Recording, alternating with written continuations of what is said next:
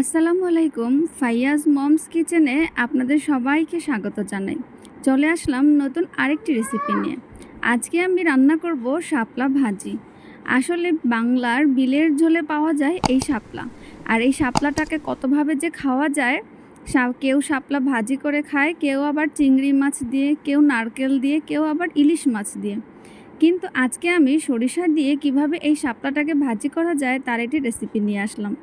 এভাবে শাপলার চামড়াটা উপর থেকে ছিলে নিয়ে হাত দিয়ে ছোটো ছোটো টুকরো করে নিলেই হয়ে যায়। শাপলা কিন্তু আবার আলাদাভাবে বটি দিয়ে কাটতে হয় না। এটাকে আমি ভালো করে এখন ধুয়ে পরিষ্কার করে নেব।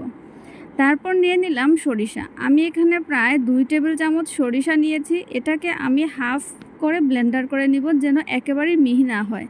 একটু হালকা যেন ভেঙে যায়, বাট একেবারেই যেন মিহি না হয় সেদিকে খেয়াল রাখবো। তারপর শাপলা যেটা আছে ধুয়ে রেখেছিলাম, সেই শাপলাটাকে সামান্য পরিমাণ লবণ দিয়ে একটু পানি দিয়ে আমি ভাপ দিয়ে পানিটা ফেলে দিব।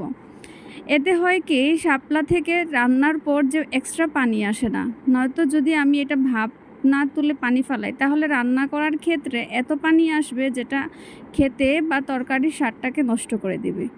আস্তে আস্তে আমি নেড়েচেড়ে দিব। যখন শাপলার কালারটা চেঞ্জ হয়ে আসবে, আপনারা দেখেই বুঝতে পারবেন, তখন চুলা থেকে নামিয়ে পানিটাকে ঝরিয়ে দেওয়ার জন্য ওয়েট করবেন।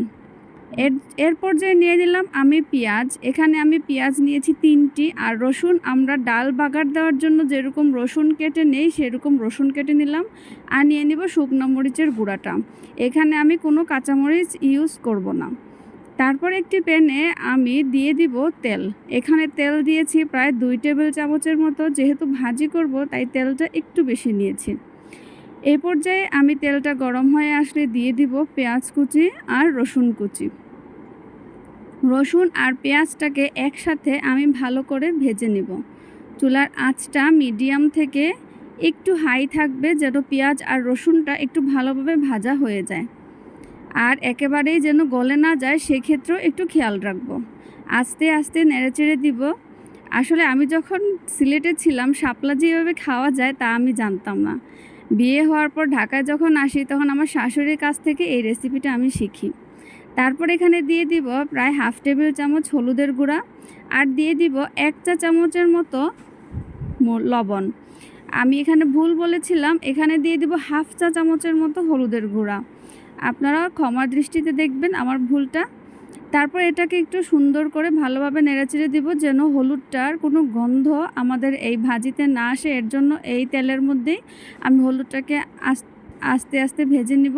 আর খেয়াল রাখবো যেন রসুন আর পেঁয়াজটা হালকা ব্রাউন কালার হয়ে আসছে কিনা।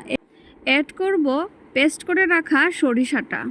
আর সরিষা কিন্তু পেস্ট করার সময় আমি খুব বেশি পানি দেইনি, এক্ষেত্রে কিন্তু পানি শুকানোরও প্রয়োজন হয় না। আর এই সম্পূর্ণ শাপলা ভাজিটা আমি কোনো প্রকার পানি ছাড়াই ভাজবো। আর এভাবে আমি সরিষাটাকে হালকা একটু ভেজে ভেজে এক পর্যায়ে আমি দিয়ে দিব আমাদের যে পানি ঝরিয়ে রাখার জন্য শাপলাটা রেখেছিলাম সেই শাপলা। এবার আমি আস্তে আস্তে নেড়েচেড়ে দিব। আর শাপলাটা যেহেতু আমি একটু ভাপ দিয়ে পানি নিয়েছি, তার জন্য এই শাপলাটা দলা বেঁধে যাবে। সেক্ষেত্রে আপনারা ভাজা কাঠি দিয়ে আস্তে আস্তে দলাটা ভেঙে নেবেন, তাহলে কিন্তু আপনাদের ভাজতে অনেক সুবিধা হবে। আস্তে আস্তেই নেড়েচেড়ে দিব। প্রথমে একটু ভাজার সময় কিন্তু পানি চলে আসবে, কারণ শাপলা পুরোটাই কিন্তু পানিতেই জন্ম, আবার শাপলাটার মধ্যে কিন্তু পানিই থাকে। তাই একটু ধৈর্য সহকারে ভাজবো। আর চুলার আঁচটা কিন্তু মিডিয়ামে রাখবো, খুব বেশি হাই ফ্লেমে রাখবো না, আবার একেবারে লোতেও রাখবো না। এক পর্যায়ে ভাজতে ভাজতে দেখবেন এই শাপলার পানি একেবারেই শুকিয়ে যাবে। পানি শুকিয়ে যাওয়ার পর্যন্ত আমাদের ওয়েট করতে হবে। আর এক পর্যায়ে আমি দিয়ে দিলাম এখানে শুকনো মরিচের গুঁড়াটা। প্রাথমিক অবস্থায় আপনারা শুকনো মরিচের গুঁড়া দিয়ে দিবেন না, কারণ তখন পানি ছাড়ে, আর পানিতে কিন্তু শুকনো মরিচের যে একটা ফ্লেভার সেটা আস্তে আস্তে নষ্ট হয়ে যায়। আর আমি এভাবে আস্তে আস্তে একটু সেদ্ধ হওয়ার জন্য ওয়েট করব, আর একটু ওয়েট করব যেন পানিটা শুকিয়ে যায়। পানিটা শুকিয়ে তেলটা এভাবে দেখবেন উপরে চলে আসছে, ভাজা ভাজা শুধু তেলটা দেখা যাচ্ছে, সেই পর্যায়ে আমি চুলা থেকে নামিয়ে নেব। আর এই শাপলা ভাজিটা আপনারা খেয়ে দেখবেন, এত বেশি ভালো লাগে। আসলে আমার মনে হয় শাপলা রান্নার থেকে ভাজিটাই সবচেয়ে বেশি বেস্ট। আশা করি আমার রেসিপিটা ভালো লেগেছে। সবাই ভালো থাকবেন। আল্লাহ হাফেজ।